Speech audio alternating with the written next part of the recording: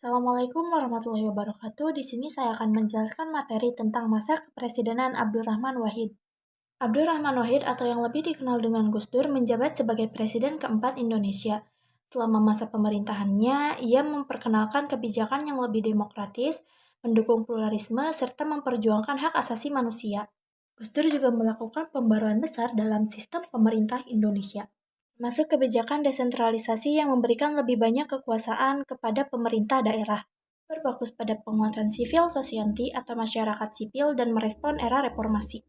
Pasca Orde Baru dengan menghapus berbagai kebijakan yang dianggap represif. Orang-orang yang terlibat pada masa Presiden Abdurrahman Wahid adalah Megawati Soekarno Putri, wakil presiden yang kemudian menjabat sebagai presiden setelah Gus Dur, Amin Rais yang memiliki peran penting dalam proses politik reformasi, Jenderal Wiranto, Menteri Koordinator Politik, Hukum, dan Keamanan yang turut berperan dalam kebijakan keamanan negara pada masa tersebut.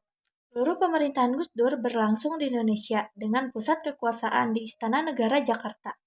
Kebijakan-kebijakan yang dikeluarkan berpengaruh di seluruh Indonesia dari Sabang sampai Merauke.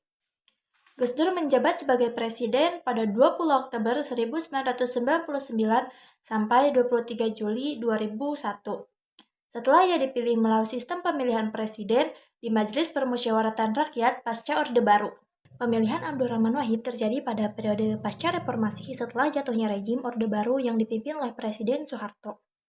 Figur yang memiliki latar belakang keagamaan yang kuat namun juga memiliki pandangan progres terhadap demokrasi, pluralisme, dan kebebasan.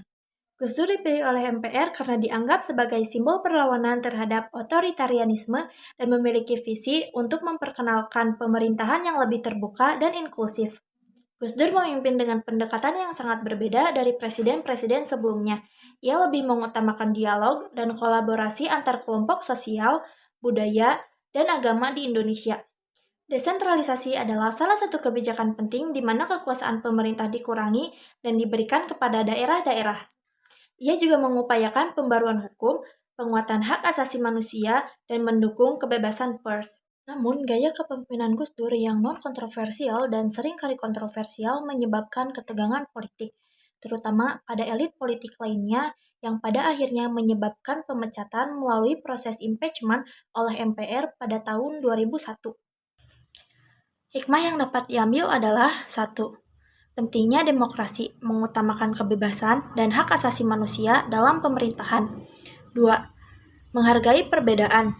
3. Kepemimpinan bijak, memimpin dengan dialog dan musyawarah, bukan otoritas. 4. Berani mengambil keputusan, berani menghadapi tantangan, dan berani membuat kebijakan reformasi meski kontroversial. 5.